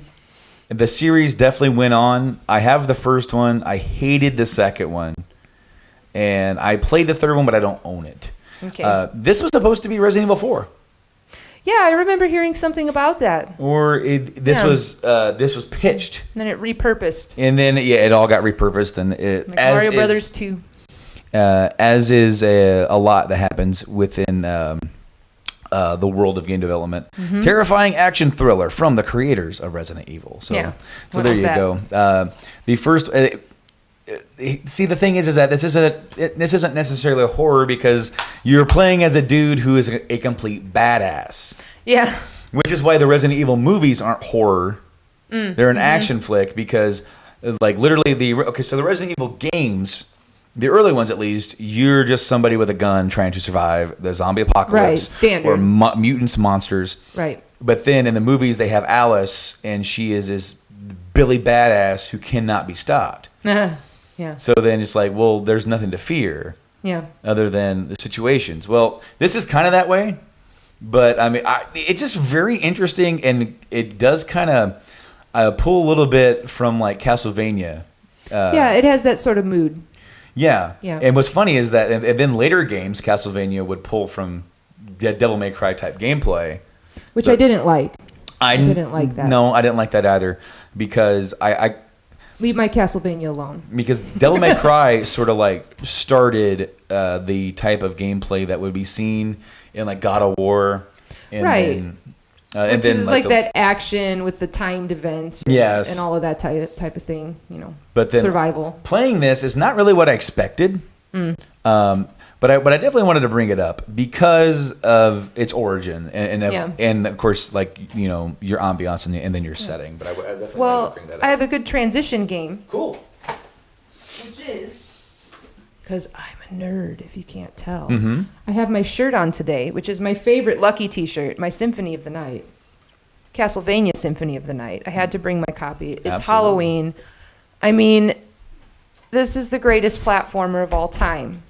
The greatest platformer of all time. Now, the original Castlevania here that he has brought up is one of the hardest freaking games. That is a frustrating game. Yes. I played it a lot when I was a kid. I don't think I ever beat the original Castlevania. I got, several bosses in, and then it's just like, man, that game is hard. rough. This is hard. But this right here, y'all, this is the gem of platforming video games if you play them. This is one of the best games, even if you don't like horror games. If you don't, you might want to like horror games. I mean, things explode into blood, and it's very. You're in Dracula's castle and all of that. The stories are interesting in Castlevania. You just kind of have to roll with the lore. Yeah. But the gameplay is where it's at in Castlevania. Symphony of the Night is the famous one where you get the castle turned upside down. Yes. Halfway through the game, which when I played this the first time around, I was like, no way, because they actually flip it all the way upside down, which I thought was really, really clever and innovative. And they do, and it's a harder castle the second half, when it's upside down. Yeah. Anyways, one of my favorites. Like I said, I have my T-shirt on today. This is a theme in my life. I love Castlevania. My favorite series. I want to say I played the first one. Castlevania 2 is also Simon's Quest. Simon's Quest. Yeah, it's a good one. I have the first two, and then Nate bought me a copy of Symphony of the Night one year for Christmas. Nice, yeah. But it was disc only, and he didn't know that when he bought it. He bought it on eBay. Yeah. So I actually repurposed an old case, and I printed off all the casing, so it looks good on the shelf. Mm-hmm. Obviously, you take it off the shelf, you open it up, you're gonna know. But it's yours. Though. I love Symphony of the Night. It's such an awesome game. But the one that I really fell in love with was 4, Super Castlevania 4. A lot of people, soundtrack is pristine on that one. Yeah, it's a good one. There's so many Castlevania games all over the board. There is. The earlier ones, though, I think are better. All the way up through the PlayStation era, and I will tell you, the DS ones and the Game Boy Advance Castlevania games, all excellent. They're really good. GBA one I have. Harmony of Dissonance was on the DS, and you had Portrait of Ruin on the DS. You get Circle of the Moon was on the Game Boy Advance. Really good one. That one's a difficult one. That's one of the more difficult ones. Really good though. And then what was the other Game Boy Advance one? There was another one, I think. There's several more of them. I think I can't. Their names are escaping me. There's one. There's Bloodlines on the Genesis. That's more of the old school style. Yeah. Because you had like the new platform and then like the old platform. Well, yeah, because Symphony of the Night introduced it was a lot more smoother, a lot very more, smooth, a little bit more actiony in its gameplay, and then the levels were set up kind of almost like Zelda, where the screen, where the screens would advance in all directions. It actually coined the phrase Metroidvania. Metroidvania, yes, or Metroid. I meant to say Metroid, not Zelda. I'm so sorry. No, it's fine. That's what I meant to say. The going up and down. Yeah. No, trust me. Yeah. If there's anybody here on the show that ever has accidentally said the wrong thing, Mike is one of those guys. Yeah, we were talking about Zelda earlier, and I was like, oh yeah, no, Metroid. That's what I meant to say. But yeah, no, like Metroid has the whole the level scales up and down, right. and that does that as well. And of course, that continued for a little bit in that style until they went into the PS2 3D era, and then decided to change everything. Yeah, and eventually went into straight up Gears of War, not Gears of War, God of War. See, I said the wrong thing. God of War, yes, which was a good game unto itself, but it wasn't Castlevania. I don't know if you've actually seen, but they actually have NES flasks. Yeah, I've seen those before. And it's Castle Vodka. Castle Vodka. Okay, what's next? We'll get a. Do you have any more games? I've got a handful more. I have two more. Two more. Okay. This one, Onimusha. Okay, I did not bring this one. This is also from Capcom. Okay. And this is a directly horror, but it's horror inspired, where you're playing as this like a samurai dude, like facing armies of demons and the undead. Oh, nice. And the gameplay at first, especially for the first game, it's kind of clunky like a Resident Evil, and you can kind of tell. You can kind of tell that like they were like, well, what kind of like the different teams kind of working on stuff. It feels like they were like, well, let's do it here and let's bring this here and let's do this. It is a little bit more action based, not quite Devil May Cry. Like Devil May Cry is here. Onimusha still gives you that like sense of like I'm going to die, if I don't do this right. So it's a little bit more, I guess, slow paced than that. Now they did kind of go forward with it, and I think they had like 3 or 4 games.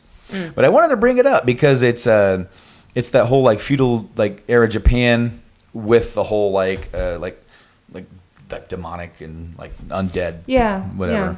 So it's a different style, and so really like these like the last like this one and Devil May Cry are more like honorable mentions, I guess at this point. I was looking through my collection and I was trying to think of like, well, there's the big ones. I could bring this one and this one, but I'm like, I don't think we would probably normally talk about this. So bring it up. So what's your last one that you brought too? Because that's a good nod. I liked that one. Since you said you had 2 more, we'll do one more. Parasite Eve. Oh, good. I'm so glad you brought it. I almost brought that one, but I love that one. Parasite Eve. This was not what I expected when I rented this one. It's spooky, isn't it? Yes. Yeah. Absolutely. The book, Parasite Eve, was spooky. I never read the book. The book was... It's a challenging read, Parasite Eve. It's interesting. I rented this back in the day. I got really big into RPGs in the PlayStation era. Yeah. Thank you, FF7. It just like floodgate open.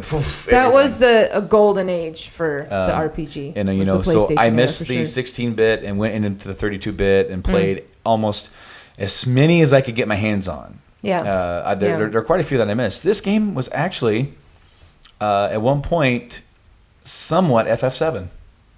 Yeah, a little bit. It's got a feel. Well, Hironobu Sakaguchi, his original concept for FF7 was to set it in New York City, and the main character his name was Detective Joe. Interesting. Yeah, I know.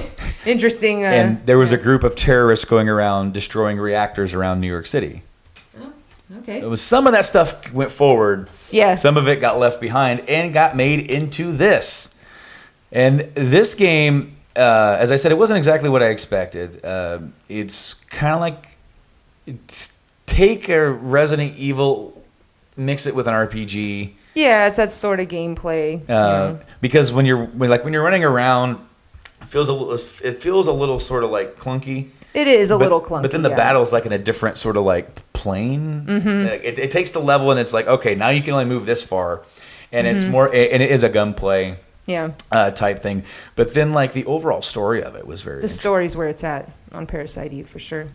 I got sucked into this big time way back then. My copy doesn't match my manual. My discs, someday, if I find a black manual for you, I'll pass it along. Well, because my discs are also like a lot of the times the greatest hit discs are all silver. Right. But I have 1 and 2, and I decided to just bring the first one to talk about because the first one is the one that I like.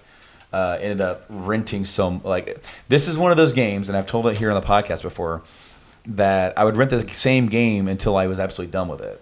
And yeah, we used to do that sometimes back in the day when we, were kids with no money. You just keep renting the same thing. And so my dad, I'm surprised my dad didn't buy this for me because I rented 9 so much, or FF9, that he's like, he was like, dude. Like you're going. Just buy it already. And so then he bought it for me, and then he's like, here, and I'm like, I have it. I have my own copy, and that's the night I beat it. Oh. The night that he actually got me the copy, but it was cool because I wasn't ready for it to be over. Yeah. So I just started it over. Cool. But Parasite Eve, my copy. Good pick. It says it includes a collector's CD, and it does not because of the one that I got. It says it has a playable demo for Xenogears, Bushido Blade 2, Brave Fencer Musashi, which is good game. Holy crap, that game had me rolling. Difficult, but good game. And Final Fantasy 8. I actually have. I have a Square game, and I might have. I think it might be Brave Fencer Musashi that has the FF8 demo. Yeah, I feel like it might. That's the demo that has. It's basically the first seed mission, or it's the exam.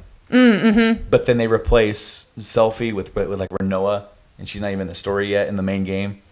Oh. And it's like there's not really a whole lot of dialogue because it's like.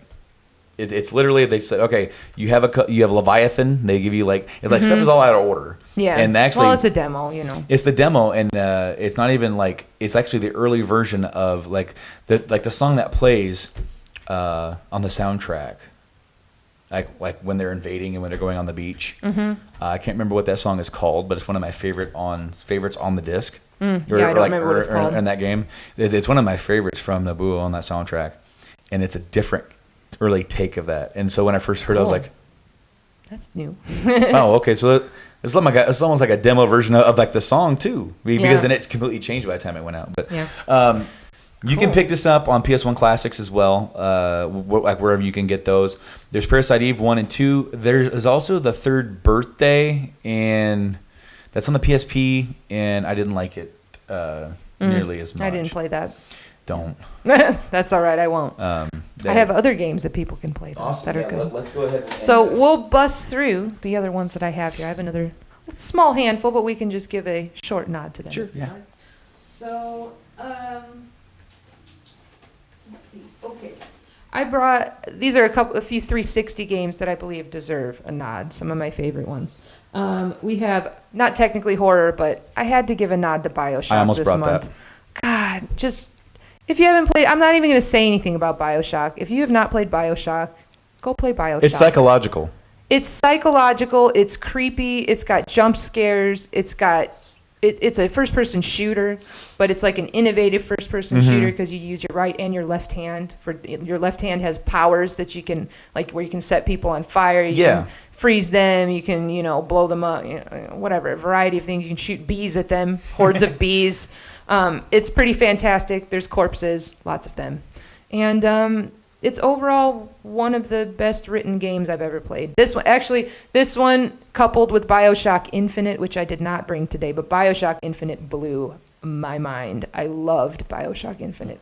BioShock 2 was a little bit unnecessary, but good game overall. There's no boss battle at the end. Why?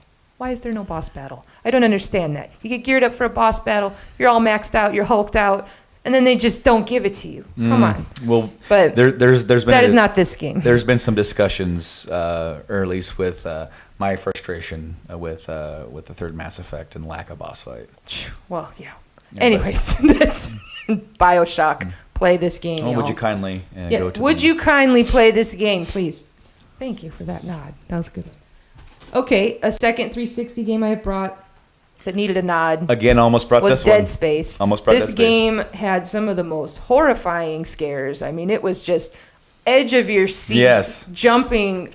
I mean, yelping by yourself, and it's. I mean, the enemies themselves very alien. I mean, you're up in space. Yeah. You know, it's got that sort of like deep space, creepy. You're alone in this spaceship feel. You know, but just the way that it's presented and the way that it goes down, and it's a good one. It's a good one if you like that type of game. So Dead Space, worth a pickup on 360. And a final 360 game I've brought was Left 4 Dead that had to have a nod. Sure, absolutely. I mean, Left 4 Dead, not a lot of story here, you guys. You're zombies. Well, you're not zombies. There's zombie hordes, and you have to kill them and get to the checkpoint and survive. This is survival horror at its most like core. Literally, survive. Yeah. Don't die. That's this whole game. Don't die. Yep.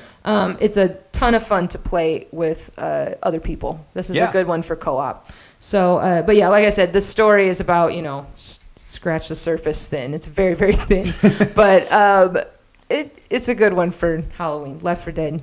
Give it a try. I mean, good one to rent, definitely. This is a great renter. And then they also had the second one. They're available as well. Yeah, that one's tough. Way tougher than the first one. I don't know. That one, man.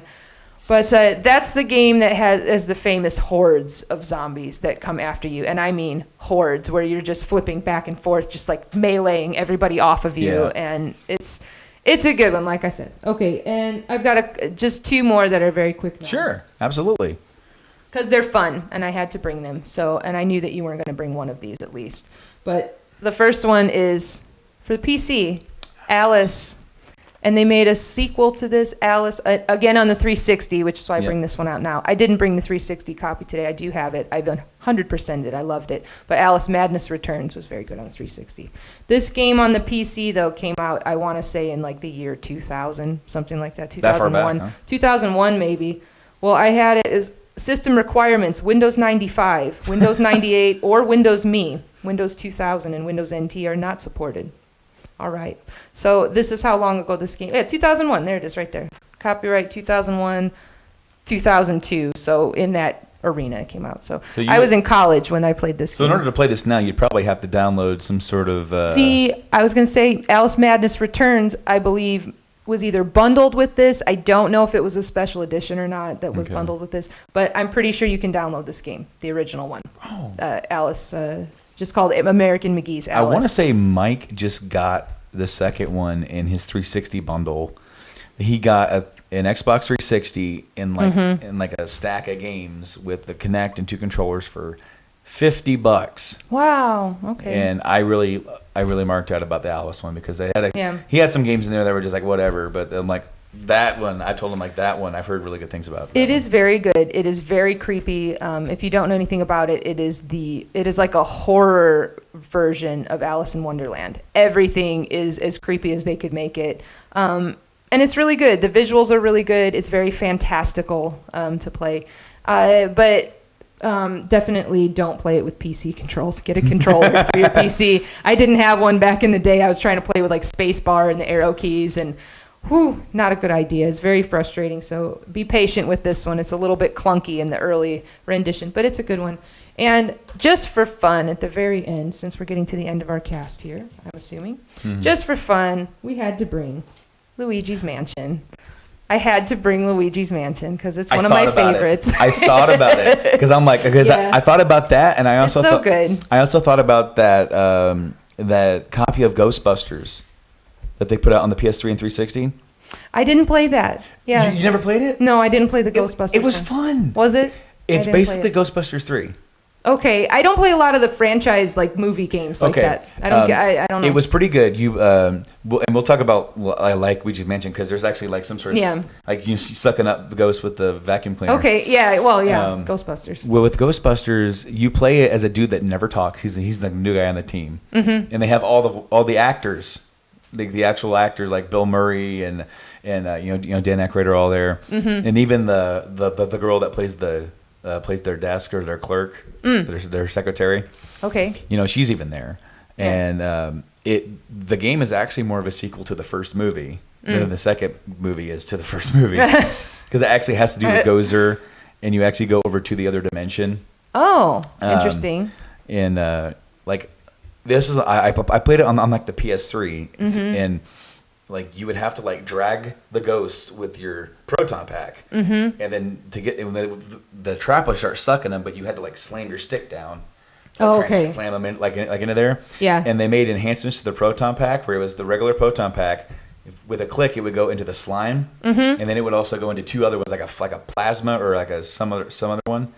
And so what was cool about it is that by making it a sequel to the original, they could pull in stuff from that original. And so like they had like the local museum had like some sort of Gozer exhibit or some sort of something going on with that era of time.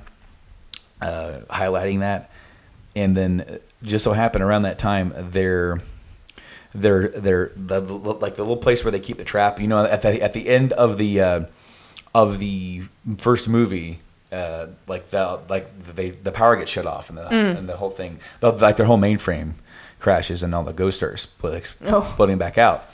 Well, now that similar thing like that happens, and like one of the introductory ones where you go out is going back to the hotel. To get Slimer. So you kind of go back to that ballroom and you're battling Slimer. And then you capture Slimer, and then the dude who's like owns the place or like the manager, he was like, I want a refund. He's like, you told me you would extract this thing. And Bill Murray's like, look, if you read the fine print, it says like it's covered up to 5 years. Yeah. I'm sorry. Yeah. So, like, they can't guarantee past that. Then they also had like a reemergence of the Marshmallow Man, and you're hanging off the side of a building, and he's trying to climb up, and you're And there was like them driving the car down the road, and you're walking next to it, and it has a big trap on it, and you're sucking them and slamming them like into the trap. It was fun. Yeah. It was legitimately fun, and I thought about this game is fun too. Yes, it is. Though. Yes.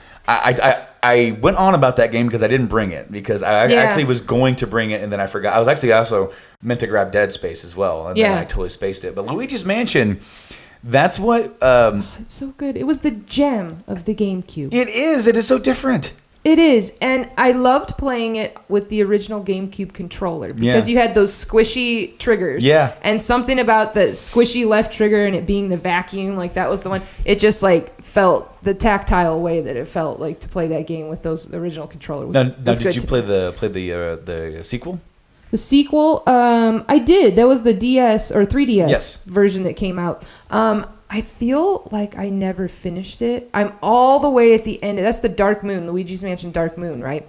I finished that one. I did. I played that game. I was thinking about it because you have to collect all those moon pieces that you're getting. Yeah, I finished that one. I was trying to remember if I got all the way to the end. That one was good. I liked it. I still liked the original better, though. I really did, because you're in there. It's classic. You're going in there to find Mario, and Luigi's the scaredy cat, you know.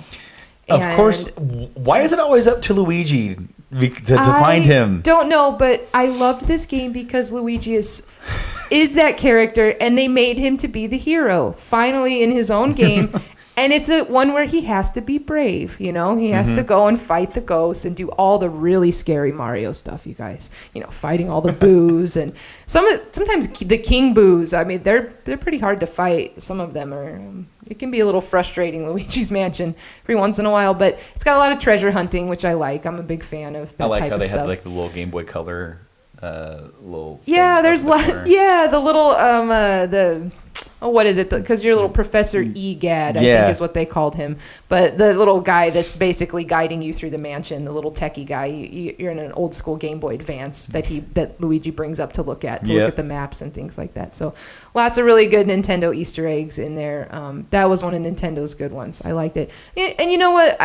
Dark Moon wasn't a bad one. I did like that game. I didn't hate it, but I just have a real fondness for the original. I feel like they got the pacing and the atmosphere and everything. It was just right. It was just this perfect little game on the GameCube. It was a good one. Mike has a funny story about this one. I think he's told it here on the podcast. He's not here, so I'll tell it for him the best as I can. That he was playing the GameCube, he was playing Luigi's Mansion, and there's this like where he walks around going, Mario. And he's like, if you bump him into something, he just kind of like bump. He's like, oh, Yeah. These little noises and stuff. And I guess his dad walked in, and his dad thought that he was like humping the table or some sort. My God. And he's like, oh. He's like, what are you doing? He's like, I'm trying to find Mario. What is this game? Oh, that's a different game. That's a different game. Oh man. But, well, Luigi's Mansion. That's all I got. That was Yep. my final game I brought today. There's other good horror ones out there that we did not touch upon Oh, today. of course. And I had a list, but I'm not even going to sit down and read through the whole list. But there was one game I definitely wanted to bring up, and it was available digitally only. It's no longer available anywhere, and it's a demo. Oh. PT. Oh, Silent Hills. Rest in peace. I Rip know. PT. That was a good one. Why did they? I know why. I read all about it. I Yeah. know why it got taken down and all that business. But I man, still that have would it have on been my- horrifying. They did that really great with that same thing. You just Looping around. Oh, no, man. no explanation. Small little tidbits of lore just to set the creepiness. And that was taken from Silent Hill 4. Mm-hmm. That was, because Silent Hill 4 is called The Room, and you're in this room, and it's very similar to that, where different things happen based on, when you fall asleep and wake up, or like, you'll go out and venture out into the rest of wherever you're at, and then you come back to your apartment and it's all different. Stuff is moved around, or there's new holes in the wall, or, all of this stuff. But that idea of like the same environment that's just constantly changing in subtle ways that are, kind of horrific. Yeah. That sort of concept of Silent Hill 4. Walking through with that, playing that for the first time, and I still have it on my PS4, and I never deleted it. Oh, and now that I know, think we might still have it too. I'm not sure. I'll have to now that check. I can't get it, I'm never deleting it. Yeah, don't. Because- That's like Flappy Bird. Don't ever delete Flappy Oh Bird. yeah, because that's gone now. Yes. I still have Flappy Bird on my iPhone 5S. I'm up to date. Yeah, that game was just what that game could have been. Yeah. Because that's another one, just like you said with Eternal Darkness, about how how it messes with you. Yeah. Yeah. And it changes the screen around. Yeah. Because I remember trying to go through that, and like the phone would ring, and you had to get the phone to ring. Mm-hmm. Like somehow, like you kept walking through, and things would change. The screen would change. The lighting would change. Yeah, but it was subtle in PT. That's what was so cool about it. And then you walk through, instead of the chandelier, there's a fridge hanging with blood dripping out of it. Yeah, I love that. And then if you look at that family photo with the guy and his wife, and all of a sudden her like eye starts burning. It starts burning, and the photo just kind of like, and then you find out that like he murdered her, and then like didn't he kill the kids too, or? I don't remember how it ended. It was something like that, but yeah. And the one wasn't that the one too where like the hallway, you get like that fishbowl effect, and it would start to like kind of like be like an endless hallway type of a thing. Yes. Because you would walk down and you would go around the corner, and you have to go around the corner again. And And then it's the fishbowl is kind of you're just like this constant. Yeah, that's. And then horrifying. Every once in a while they would jump scare you, and then you would turn around, and she'd be right there in your face, or she'd be sticking through the window. Right. Well, one time I answered the phone, and like the screen like wigged out, and it had error, and it said, "I'll call back later," and it kept saying, "I'll call back later, later," and then it went black, and then the dude woke up again, and I started over again, and I'm like, God, creepy Groundhog's Day. I mean, why did they have to nix that I know. game? I mean, because Kojima is such a out there developer, super out there. I love that. And that he could like put him into a horror franchise, he can make something really cool. Yeah. And then it was with Guillermo del Toro. Yeah, it was. Yeah. And there was several hands in that trailer. The main dude was going to be Norman Reedus. Yeah. Because finally, when you beat it, and like the front door would unlock, and you could go out, and it would start playing a cinematic of this dude walking down a foggy street. And it turned. Wow, yeah, we got some windy. Got some wind. It's a little bit drizzly and rainy here today, but yeah, dude would walk down the street, and it would reveal that it's like Norman Reedus, a la The Walking Dead, like the same look and everything. And it just got so much hype because they didn't really say anything about it. They just said, "Oh, hey, we got this new demo. We just want you to play it." And it got really popular right after that E3, and people were playing through it and streaming it and trying to like just uncover and unravel all the different mysteries within it, and theorizing what's the final thing going to be. And now it's gone into the abyss, and it's unfortunate because now it's like we'll never see it, and the closest thing that we'll probably ever see to it is like the new Resident Evil, even though they said they were like, oh, we were already well into development, like they had to have seen what that did. Yeah. And decided to say, well, we're already doing this. What can we do to kind of incorporate maybe some of that environmental and psychological things into our game, which I still haven't played RE7. I haven't played that either. I've been watching a friend of mine has been playing it on Twitch, and I've been seeing him play like the first few parts of it, and it's definitely Resident Evil.